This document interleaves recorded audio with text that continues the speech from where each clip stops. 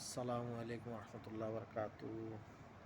Hello বন্ধুরা, আজকে আমাদের শেষ তারাবি এখানে শেষ করলাম এবং কিয়ামুল লাইল যেটাকে বলা হয় কদরের নামাজ, রমজান মাসের 20 রমজান হইতে 30 রমজান পর্যন্ত লাইলাতুল কদরের নামাজ আদায় করছি। আলহামদুলিল্লাহ রাব্বিল আলামিন।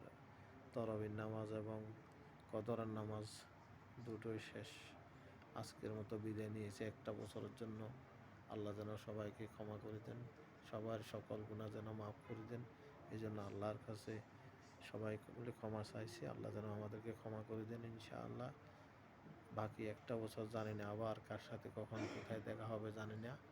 তখন পর্যন্ত আল্লাহ যেন আমাদেরকে হেফাজত করে, আল্লাহ যেন আমাদের সকল মুমিন মুসলমানকে হেফাজত করে, সকল মুমিন মুসলমানকে আল্লাহ যেন রিজিকের বরকত দান করে। এই জন্য আল্লাহর কাছে সকল মুমিন মুসলমান আল্লাহ দোয়া করি, আল্লাহ যেন সকল মুসলমানকে আল্লাহ যেন হেফাজত করে।